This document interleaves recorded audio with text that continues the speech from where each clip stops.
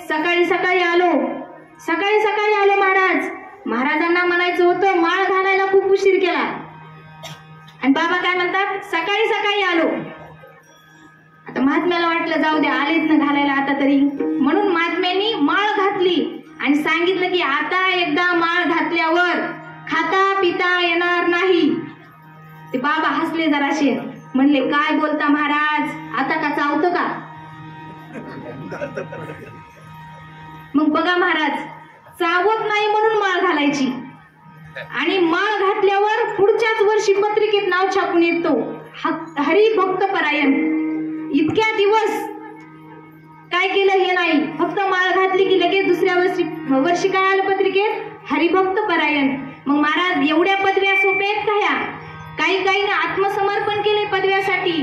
बघा तुम्ही एक नाव घेतलं की माणसाला त्या चेहरा लक्षात येतो लगेच.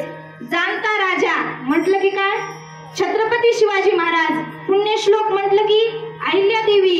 क्रांतिज्योती म्हटलं की सावित्रीबाई फुले. दलितांचे कैवारी म्हटलं की बाबासाहेब आंबेडकर. अशा पदव्या लगेच लक्षात येतात महाराज, नाव घेतलं की.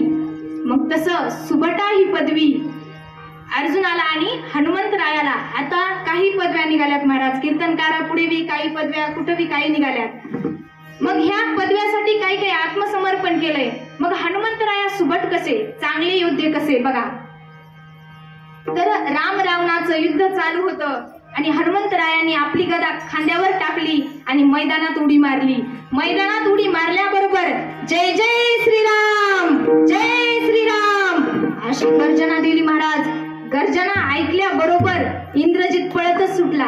इंद्रजित कोण? रावणाचा मुलगा. पळत सुटला कोणाकड? आपल्या चुलत्याकड, कुंभकर्णाकड. भागो चाचाजी, बजरंग बली आया है, भागो चाचाजी असं तो म्हणत पळू लागला. आणि महाराज याला प्रमाण आहे,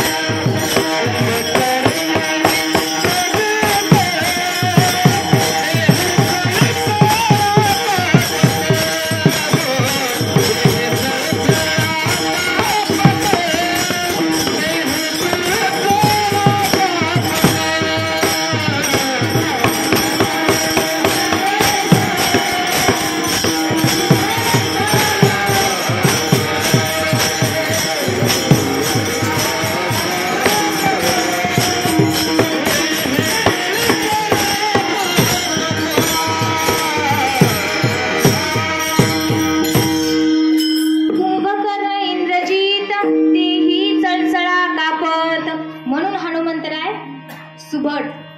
आणि अर्जुन कसा सुभट? तर बघा अर्जुनाला सुभटा ही पदवी कोणी दिली? कृष्ण परमात्म्यानं.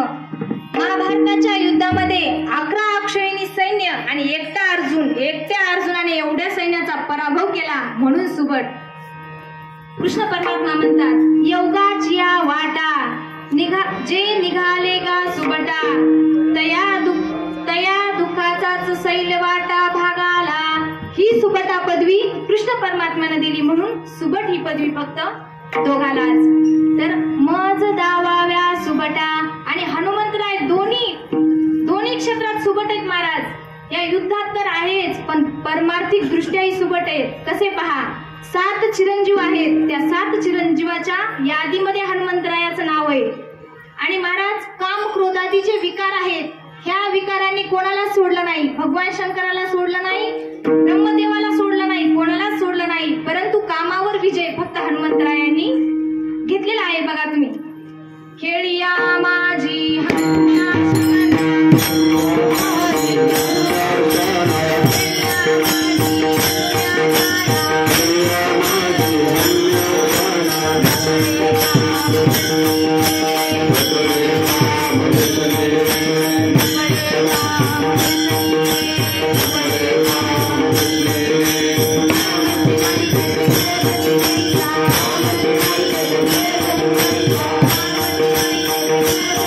Yeah.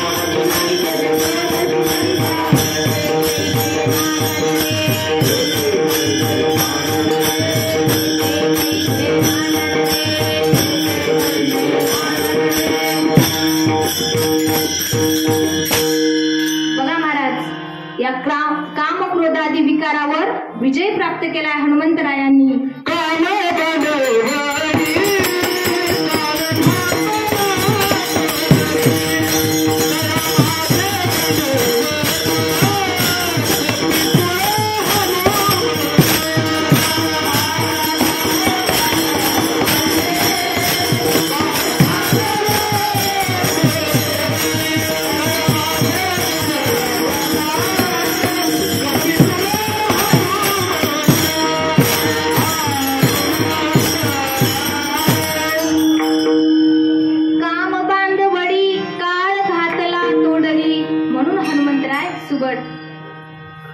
मग महाराज एवढंच नाही तर तुकाराम महाराज पुढे वर्णन करतात की हनुमंतराय हे कसे आहेत, शूरवीर आहेत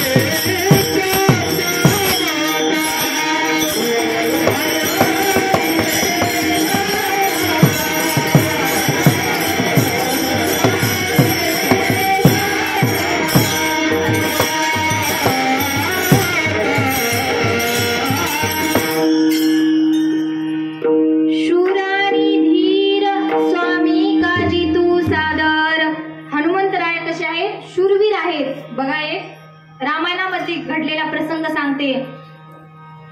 तर रामजी आणि लखनजी दोघांचंही अपहरण केलं कोणी, ऐरावत नावाच्या राक्षसानं. साक्षात काय झाली, आता हनुमंतरायाच्या मालकाची चोरी झाली. दोघांनाही मूर्छित अवस्थेमध्ये ऐरावतानं कुठं नेलं, पाताळाला नेलं. पाताळाला नेल्यानंतर आता हनुमंतराय चिंतातूर झाले. जिकडं तिकडं वनवन पाहिले, काही पत्ता लागला रामप्रभूचा. आणि रात्र झाली. एका मोठ्या वटवृक्षाखाली त्या वटवृक्षाला टेकून बसले आणि त्या वटवृक्षाच्या एकदम वरच्या फांदीवर गिध पक्षाचं जोडपं राहायचं. ती गिधाडीन गरोदर होती आणि हा गिध पक्षी विचारत होता, हे प्रिये तुला कशाचे डोळाय लागलेत. तर ती गिधाडीन सांगत होती, एवढी रात्र झाली, एवढं हे झालंय, काय नाही म्हणली, राहू द्या. तो म्हणाला, नाही सांग, तुझे डोहाळे पुरवणं माझं कर्तव्य. म्हणून गिधाडीन सांगू लागली, मला की नाही ह्या वेळेला माणसाचंच मांस खावं वाटतं. आता ती गिधाडी नाही, तिला डोहाळे तसेच लागणार. ती काय म्हणली,